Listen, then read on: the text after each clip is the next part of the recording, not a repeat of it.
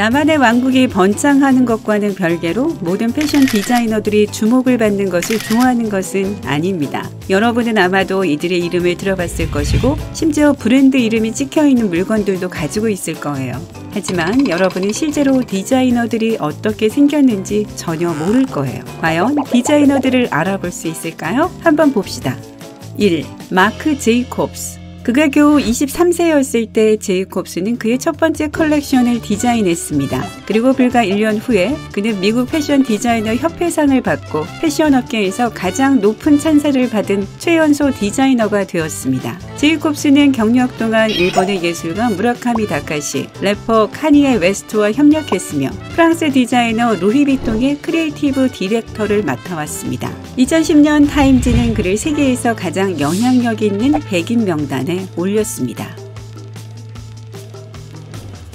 2. 크리스찬 루브텐.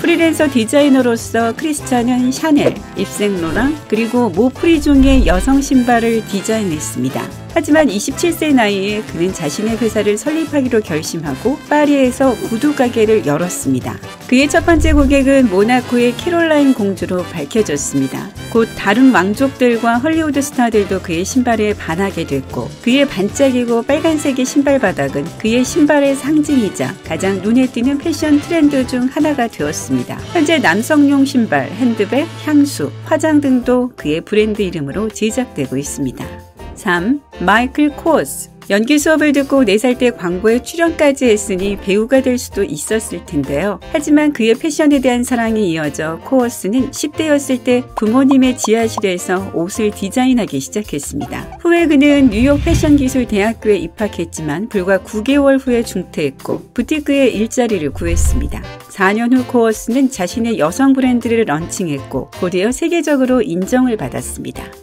4. 타미 힐피거.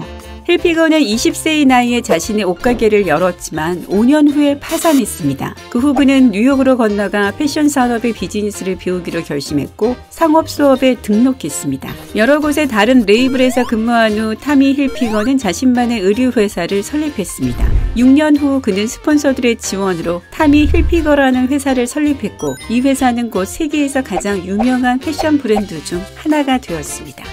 5. 크리스티안 라크루아.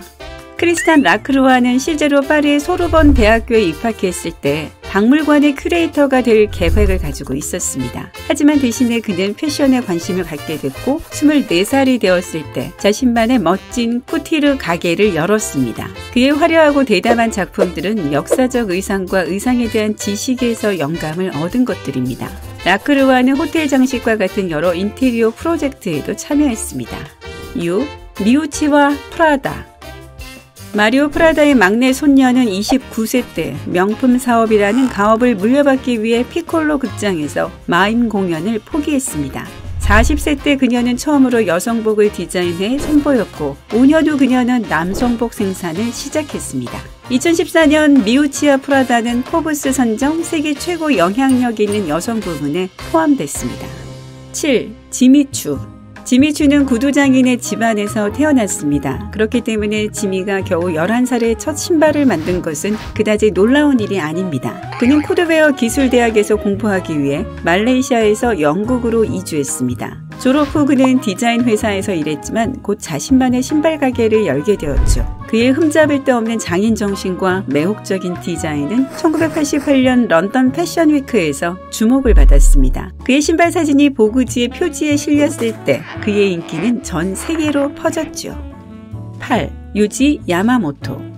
야마모토는 어머니의 의류 사업을 돕기 위해 유망한 법률 경력을 포기한 후 재단 기술을 배웠습니다. 그 후 그는 도쿄의 한 패션 대학에서 디자인을 공부하기로 결심했죠. 야마모토는 1981년 파리에서 전위적이고 신비로운 분위기로 모두를 놀라게 한 의류 컬렉션으로 데뷔했고 거의 즉시 국제적인 찬사를 받았습니다. 9. 캘빈 클라인. 재봉사였던 캘빈 클라인의 할머니는 패션에 대한 그의 관심을 자극했습니다. 10대였을 때 그는 대부분의 시간을 바느질하고 디자인을 공부하고 여성용 드레스를 스케치하는 데 보냈죠. 처음에 클라인은 뉴욕의 다양한 패션 하우스들을 위한 옷을 디자인했고 때때로 거리 예술가로 일하기도 했습니다. 26세의 나이에 어린 시절 친구인 베리 슈워츠와 함께 남성 패션을 전문으로 하는 자신만의 회사를 설립했고 후에 여성을 위한 옷도 생산했습니다. 현재 클라인은 역사상 가장 성공적인 패션 디자이너 중 한 명으로 여겨지고 있습니다. 10. 마놀로 블라닉.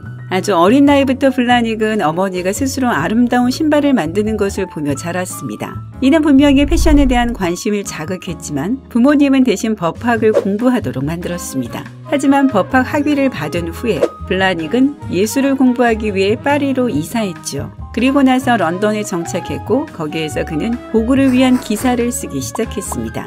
2년 만에 블라닉은 마침내 자신의 신발 부티크를 열게 됐습니다. 그는 곧 유명해졌고 보그의 표지에 등장한 두 번째 남자가 되었습니다. 11.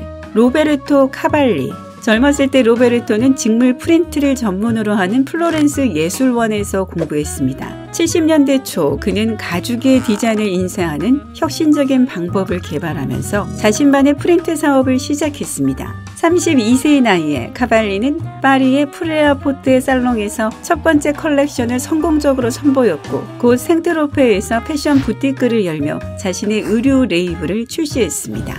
12. 켄조 다카다. 도쿄 패션 스쿨을 졸업한 후 25세의 켄조는 파리로 이사하기로 결심했습니다. 6년 후 그는 비비엔느 갤러리에서 첫 번째 컬렉션을 선보였고 그의 디자인 중 하나가 잡지 엘리의 표지에 실렸습니다. 그의 첫 남성 컬렉션은 다카다가 44세가 되었을 때 발표됐습니다. 5년 뒤 그는 자신의 브랜드 이름으로 여성용 향수 라인을 선보였습니다. 13. 루치아노 베네통.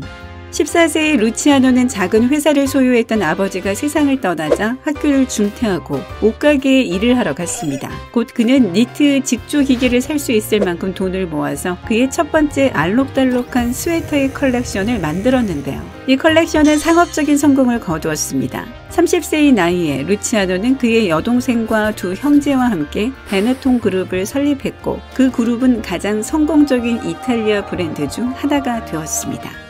14. 파코 라반느.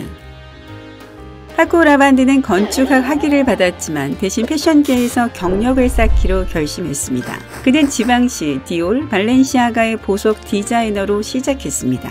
그가 32살이 되었을 때 그는 첫 번째 컬렉션을 선보였는데 이 디자이너는 자신의 창작품을 위해 플라스틱, 종이, 금속과 같은 소재를 사용했기 때문에 바로 화제가 되었죠.